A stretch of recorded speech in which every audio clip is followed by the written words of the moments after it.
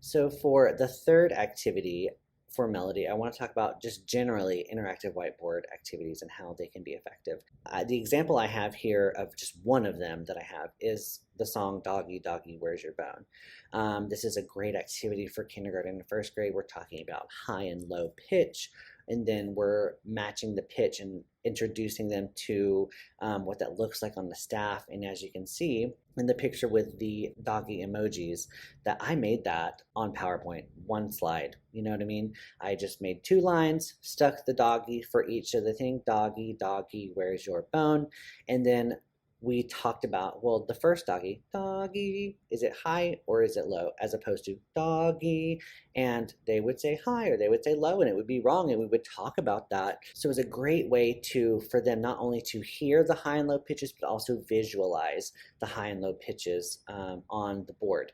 They didn't necessarily like manipulate it, but it was interactive because it was engaging, and I wouldn't show the dogs on the slides until we had kind of notated it on ourselves. And so that translated itself into the doggy doggy where's your bone activity. And I put a picture of dog bone there because I actually just went to a pet store and found a very cheap dog bone, obviously not for my dog, but for the classroom. It was just like made it more real to them.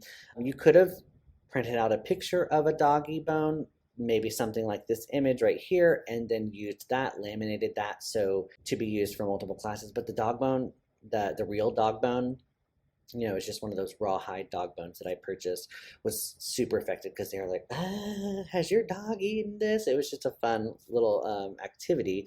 And so basically, the video that you're about to see, I want to explain it really quickly, is that there's one student in the middle who is the dog, and the students are sitting in a circle, and then what they do is the students have to pass the bone from student to the beat as they sing the song, doggy, doggy, where's your bone? Somebody stole it from your home. And then wherever the bone lands at that point, the dog that's in the middle sings, who stole my bone? And then the kid who has the bone, behind their back or it's hidden where the other student can't see, sings, I stole your bone. And then the dog has to find, through listening, and figure out who actually has the bone. And then when they find it, the students switch, and then the student that had the bone becomes the new dog, and the process moves on forward. All that to say, this sounds like a very just fun singing game, but really it's a really great way to have a formative assessment on can the students match pitch? Are they singing in a high voice? Excuse me. Are they singing in a head voice? And are they able to sing alone? And because it's masked in this cute little game, students aren't as apprehensive to sing by themselves, sing solo. So you'll see what I'm talking about in the video.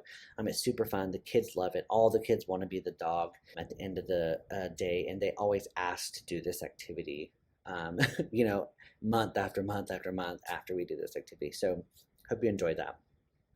I do want to mention too that sometimes interactive whiteboards don't have to be interactive whiteboard activities don't have to be PowerPoint based or, using a fancy projector and things like that if you don't have that. So I have an example here of some solfege hand signs that, again, I found online. I printed it on skin tone construction paper that I collaborated with my art teacher at my school. She allowed me to have different shades of skin tone colors, and I printed over the top of those, cut them out, laminated them, and then I used them when we're talking about solfege hand signs. Okay, we're going to talk about so, me, and la today, and I pull those out so the students can see those.